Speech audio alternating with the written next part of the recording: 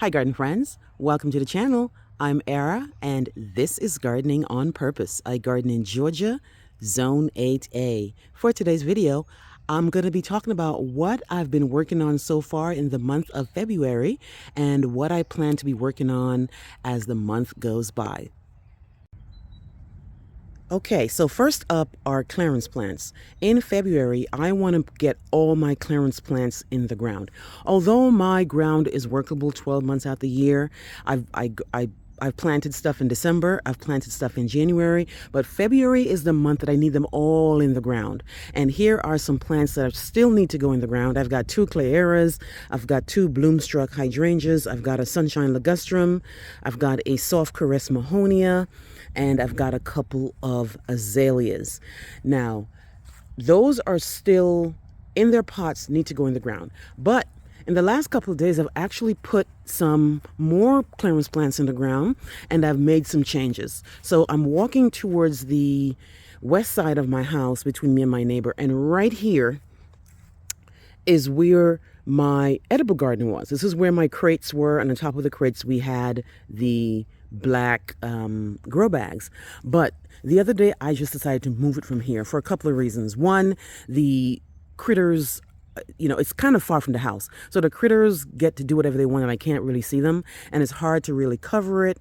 And it actually gets sun up until 2. So I'm going to move it to a spot. I moved it to a spot that gets full sun in the spring and the summer. But in the meantime, I've put some other clearance plants right here. I've put two azaleas here. I've put my this guy here. I wish I could find a place to put it closer to the house just so I can smell it when it gets really nice, but I don't. This is a fragrant tea olive, so I put two of these in the ground. I put my two Yuletide camellias in the ground. And the other day I ran to Lowe's and I just happened to find two more butterfly bushes. This is the Nanho Purple.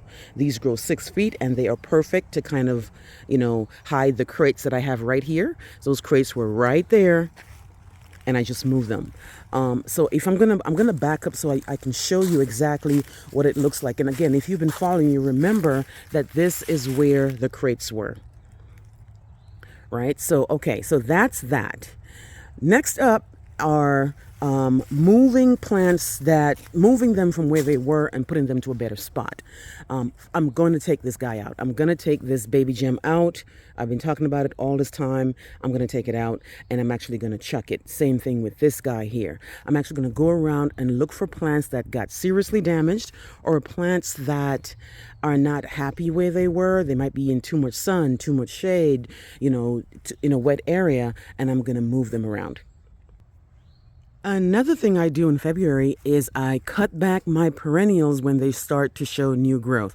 Now, February is the month when you start seeing some plants, start to put on some growth. We have been having some wonderful temperatures this week, guys. We are in the 70s. We are in the 70 all week this week, and we are not going to be getting any freezes in the next 10 days, and that's really nice. And because of that, a lot of things are going to be confused, and they're going to start, push out growth. Like this Eryngium here is pushing out some growth. A lot of things that it's just too early to be pushing out growth, right? So anything that, and I won't do this until probably after pretty much the last week in February is when I actually cut back my perennials. I'll just go through, look at the mums right there, those new growth right here. I'll just cut those back. I've seen new growth here for the yarrow. I'll cut that back. Same thing here. I've seen the growth underneath here for the, this one here is the Nepeta. This is the Cat's Meow Nepeta right here. So that's pretty much what I do. I just go around, examine the plant, cut it back in late February. Now, even though we've been having really great temperatures, a freeze is coming again. Our last frost date is not until April the 15th, somewhere between the 15th and the 20th. So I'm not going to be delusional and think that we're going to have these great temperatures for a while. Come March, we're going to be getting a lot of rain. We're going to get cold, and a lot of plants are going to get damaged. So I have to be careful what I cut back. If you want to fix your edges or if you want to do any cleanup, this is when I do it. I'll come in here and I'll check the edges of my beds and I'll see what needs to be, redefined again. Obviously, I use rocks as my definition, but I will clean out all these leaves right here and redefine the bed so they will be more obvious. As you can see, the edges of my bed has weeds. February is a perfect month to be pulling weeds.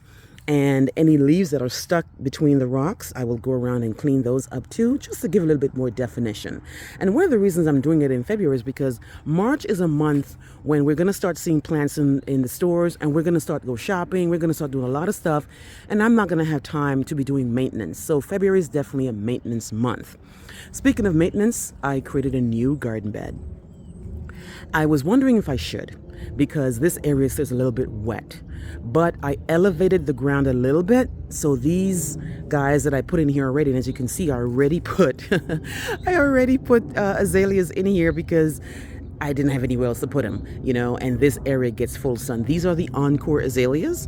Now, this bed here is not complete. I found some new rocks, as you guys know, and this is a question I get a lot. Every video I put out, I think I get this question all the time. Where do you get your rocks? And the answer is in my yard. I go around, I just start digging around looking for rocks, and I find them. Really nice sizes, big sizes, small sizes, but I haven't found enough to finish this bed, but that will be something I'll be taking care of this week, just going around looking for rocks. So a new garden bed, it needs to put the because I do a cardboard mulch. I put cardboard down and then I put mulch on top of it. But I like to do that after the fact. So I'm going to get the plants in there and then I put the cardboard down and then mulch accordingly. This is where the edible garden will be from now on. I'm going to back up. This is about right at the house, right as soon as I exit the screened-in porch, and it'll just give me a better handle on these critters. I'll be able to protect the plants better, and this actually gets full sun in the spring and the summer. Now, this is where I had, if you've been following me for a while, this is where I said I was going to put the white garden. Then I changed my mind to the yellow garden, then the yellow and purple. And it just became a thing, So I just cut that out and make this the edible garden. And as you know, I grow my plants in grow bags. These I've gotten from Amazon. And I actually discarded all the soil from the last 3 years. I'm going to start from scratch. Another thing I'm going to do in February is rearrange my pots.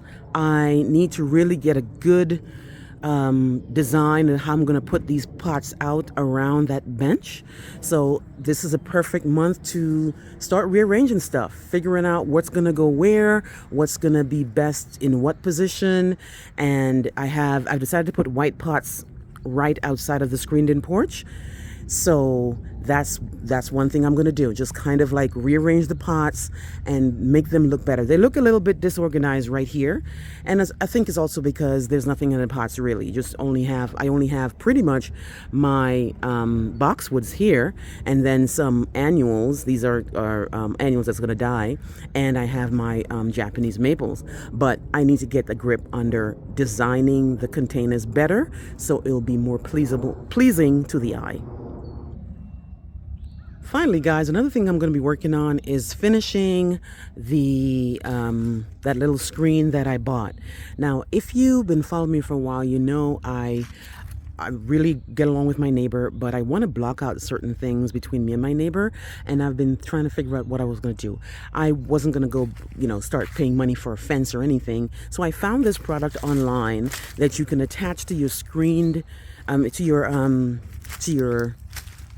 your fence like this, and you really can't see through it, right? And it's a breathable product. When it rains and when it's windy, it will just go right through, so it won't get beat up as much. And I'm really, really liking it. This is a brown one, and I will put the link in the description so you can know exactly where I got it and what it is. But all it is just like a product that you attach to your chain link fence, and you use zip ties to tie it. And I literally just finished this today, and I can't see anything. And I'm going to go right up closer to my neighbors.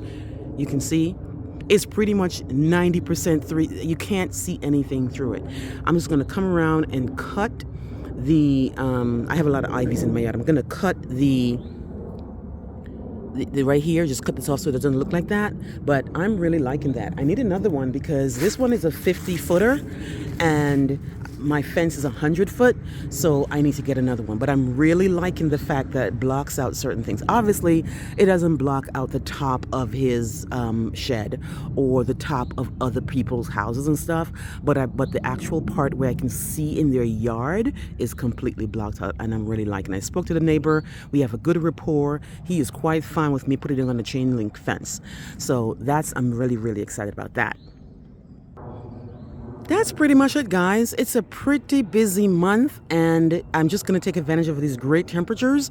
We don't know what's coming in March, and we don't know what's coming in April, so we need to take advantage of the beautiful, beautiful 70 degrees here in Zone 8A in Georgia. Let me know what you're up to in February. What have you been doing? What your weather is like? What do you plan to do? And how it's all working out. Please like, please share, please subscribe. Remember to hit that notification bell so you can be alerted when I put out my new videos. I will see you on the next one. Bye-bye.